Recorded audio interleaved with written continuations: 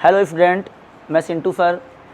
आज हम लोग प्रतिस्थापन द्वारा समाकलन की एक नई सीरीज़ शुरू करेंगे। प्रतिस्थापन द्वारा समाकलन में पिछले वीडियो में हम लोग कुछ बेसिक रूल्स सीखे थे। आज हम प्रतिस्थापन द्वारा समाकलन में अलग अलग टाइप के प्रश्नों के लिए अलग अलग तरीके सीखेंगे, जिसमें आज हम लोग एक टाइप लेकर के आए हैं कि साइन की पावर mx इंटू कास की पावर nx के रूप के फलनों का समाकलन। अगर साइन की पावर mx इंटू कास की पावर nx के रूप के फलनों का समाकलन करना हो तो सबसे पहले यहाँ ये जानना जरूरी है कि m और n क्या होता है। तो यहाँ पर ये जो m और n है ये होल नंबर होता है। होल नंबर का मतलब हिंदी में पूर्ण संख्याएं। पूर्ण संख्याएं वो जो 0 से स्टार्ट होती हैं, जैसे कि 0, 1, 2, 3, 4, 5, 6 ये सब। ठीक है, तो जितनी भी पूर्ण संख्याएं होती हैं, ये पूर्ण संख्याएं दो टाइप की होती हैं, एक सम और एक विषम। जैसे कि 0 सम संख्या होता है, एक विषम संख्या, फिर 2 सम संख्या, 3 विषम संख्या, 4 सम संख्या, 5 विषम संख्या। तो सारी पूर्ण संख्याएं दो तरह की होती हैं, सम और विषम। ठीक है, तो ये जो m और n है ये पूर्ण संख्याएं होती हैं, और पूर्ण संख्याएं दो तरह की होती हैं, सम और विषम। इसका मतलब m और n दो टाइप के होंगे, या तो सम होंगे या तो विषम। तो या तो m सम होगा या तो विषम होगा, उसी प्रकार n या तो सम होगा या तो विषम होगा। तो अगर m सम हुआ n विषम हुआ तो एक टाइप हो गया। दूसरा टाइप कि m विषम हो जाए n सम हो जाए। तीसरा टाइप दोनों सम हो जाए, दोनों विषम हो जाए। और चौथा टाइप दोनों सम हो जाए। m और n ये दोनों बिलोंग करते हैं होल नंबर यानी पूर्ण संख्याओं को। पूर्ण संख्याएं दो तरह की होती हैं, सम और विषम। इसका मतलब m और n या तो सम होंगे या तो विषम होंगे। तो m और n या तो सम होंगे या तो विषम होंगे। तो यहाँ पे चार तरह के केस बन सकते हैं कि m सम हो n विषम हो, या m विषम हो n सम हो, या दोनों विषम हो या दोनों सम हो। अलग अलग कंडीशंस के लिए हम लोग अलग तरीकों से सॉल्व करते हैं। तो यहाँ पर एक रूल आप याद रखेंगे कि जिसकी पावर, अगर साइन की पावर विषम संख्या है तो कास को t मानना है, और अगर कास की पावर विषम संख्या है तो साइन को t मानना है। ये m जो है m प्रदर्शित कर रहा है साइन की पावर को।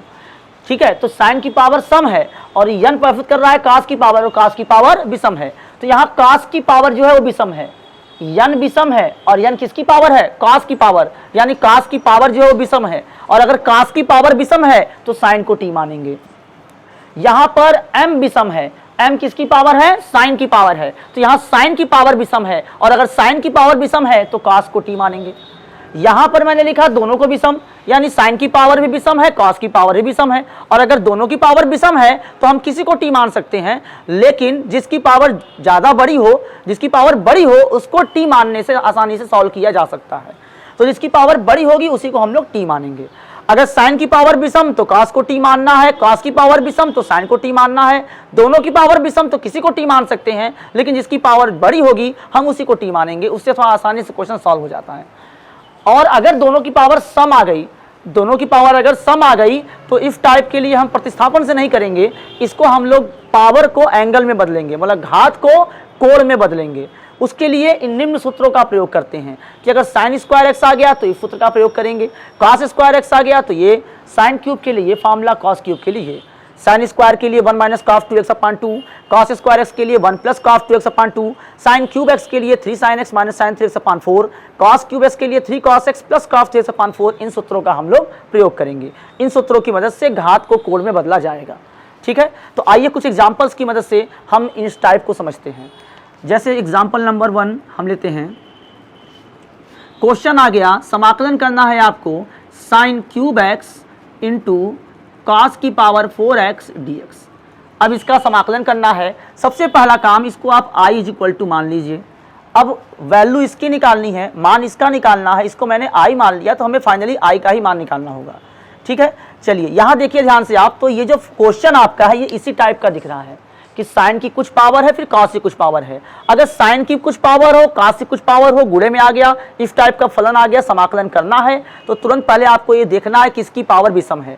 अगर साइन की पावर विषम है तो कॉस को t मानिए, कॉस की पावर विषम हो तो साइन को t मानिए। दोनों की पावर विषम हो, जिसकी पावर बड़ी उसको t मानिए। और अगर दोनों पावर सम आ जाए तो घात को कोण में बदलिए। यहाँ साइन की पावर विषम है, साइन की पावर विषम है तो कॉस को t मानना है। तो हम यहाँ मानेंगे कॉस x बराबर t। यहाँ पर हम लोग मानेंगे cos x बराबर t। और जैसा कि आप प्रतिस्थापन का रूल जानते हैं कि जब भी हम किसी को t मानेंगे तो इसका अवकलन करेंगे और यहाँ से ds का मान निकालेंगे, क्योंकि अगर मैंने इसको t मान लिया है cos x को, तो ये cos x की जगह पे t लिखूंगा तो ये t का फंक्शन हो जाएगा, और अगर ये t का फंक्शन हो गया तो ये सब कुछ t में कन्वर्ट होना चाहिए। तो इस dx को dt में बदलने के लिए हम इसका अवकलन करते हैं। तो हम यहाँ पर दोनों पक्षों का x के सापेक्ष अवकलन करेंगे। दोनों पक्षों का x के सापेक्ष अवकलन करने पर, दोनों पक्षों का x के सापेक्ष अवकलन करने पर, तो cos x का अवकलन होता है माइनस साइन x, और t का अवकलन x के सापेक्ष करेंगे तो dt अपान dx आ जाएगा। यहाँ से आप क्रॉस मल्टीप्लाई करेंगे, जब तिरछे गुणा करेंगे तो माइनस साइन x dx बराबर आ गया dt, और यहाँ से ds की वैल्यू निकालेंगे तो ये अपान में जाएगा, ds की वैल्यू आ जाएगी dt upon minus sine x। अब वापस हम लोग अब i पर जाएंगे। अब हम लोग वापस i बराबर लिखेंगे। i बराबर आपका जो है, हमने cos को t माना है तो जहाँ पर cos लिखा है वहाँ पे t लिखेंगे, और ds की जगह पर जो ds के बराबर आया वो रखेंगे। तो साइन को तो ऐसे ही छोड़ देना है। cos x को हमने t माना है तो जहाँ cos x वहाँ t लिखेंगे तो ये t की पावर 4 हो जाएगा, और ds की जगह पर जो ds के इक्वल आया वो रखेंगे, यानी dt upon minus sine x। अब ये साइन से एक बार साइन तो कैंसिल हो जाएगा, साइन क्यूब का मतलब कि साइन यहाँ पर 3 बार है और यहाँ साइन एक बार तो साइन कटेगा, 2 बार साइन बच जाएगा और ये माइनस आ जाएगा बाहर। तो इसके बाद मैं इधर सॉल्व कर दे रहा हूँ आपके लिए। i इज इक्वल टू, यहाँ पर आपका क्या हो गया, ये माइनस वाला चिन्ह जो है बाहर आ जाएगा, फिर साइन का क्यूब है और यहाँ साइन है तो एक बार साइन खत्म हो जाएगा, साइन स्क्वायर आपका बच जाएगा, साइन स्क्वायर एक्स इंटू में t की पावर 4 और dt। अब मैंने आपसे क्या बताया कि अगर ये फंक्शन x का है तो सब कुछ x का होना चाहिए, और अगर हमने किसी को t मान लिया तो सब कुछ t में होना चाहिए। अब मैंने यहाँ पे t माना है तो सब कुछ t में होना चाहिए, लेकिन ये x वाला बच गया।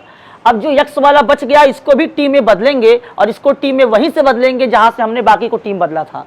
तो हमने cos को t माना था ना, तो cos को t माना है तो cos को t मानने से सब t में आया था, तो इसी की मदद से ये बचा हुआ x वाला फंक्शन भी t में बदला जाएगा। ठीक है, तो इसको t में बदलने के लिए पहले इसको cos में बदलना पड़ेगा, क्योंकि cos बराबर t है। तो इस साइन स्क्वायर एक्स को हम cos में चेंज करेंगे। आपका त्रिकोणमिति का एक फार्मूला होता है कि साइन स्क्वायर एक्स बराबर 1 माइनस कॉस स्क्वायर एक्स। तो साइन स्क्वायर एक्स को हम लिखेंगे 1 माइनस कॉस स्क्वायर एक्स, यहाँ पर है t की पावर 4 dt, बाहर ऐसे माइनस रहने देंगे। 1 माइनस कॉस एक्स को हमने t माना है तो इस कॉस एक्स की जगह पर t लिखेंगे, हो जाएगा t स्क्वायर, और बाहर है t की पावर 4 dt। ये माइनस रहने दीजिए, ब्रैकेट के बाहर t की पावर 4 इंटू में है तो t की पावर 4 का दोनों में इंटू कर दीजिए।